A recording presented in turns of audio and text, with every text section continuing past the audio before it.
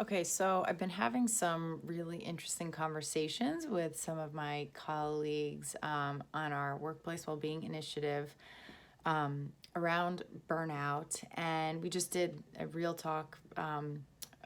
We just had a real talk conversation on this with some people, and we started to get into this idea. We started to ask the question of like, well, who is really responsible for burnout? And this is a thing that just drives me crazy. Is that like burnout is not the same as anxiety and depression. Burnout is a work related phenomenon that people are not burnt. If it wasn't for, if work didn't exist, if people weren't going to work, didn't have a workplace, there wouldn't be something called burnout. Really, there would only be just being stressed out, having anxiety or depression. Burnout is, and actually I should just look up I'll just tell you the definition by the WHO, is an occupational phenomenon. It's a syndrome conceptualized as a result from chronic workplace stress that has not been successfully managed.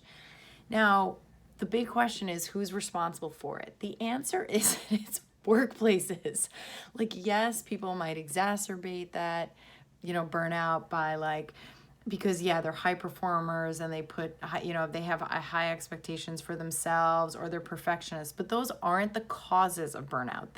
Those people are not fundamentally responsible for their burnout. So that the this big question, it's like it drives me crazy when organizations try to make it like they're solving an employee issue and that the employees have an issue or a problem, and then therefore the organizations are trying to give employees some kind of solutions or help them or give them an app or some nice like program to help deal with it, or some good like some motivational talks by some mindfulness speaker. Like, that is not what employees need. What employees need is for organizations to take responsibility for the elements of their culture that are causing the burnout to exist to begin with, which is things like having extremely high job demands, working too many hours, micromanaging people, treating them unfairly, not giving them a sense of like job control or job security. All of those things are major contributors and really causes of burnout. So yes, while employees need to be setting more boundaries for themselves and saying no, those are ways that employees can do something for themselves, but that is not what an organization or the leader should be saying to their employees to help them. The organization needs to look for where is their culture responsible and go to work on that. And sure, you can empower the employees at the same time, but don't start there. Don't start with trying to help employees and help employees fix themselves.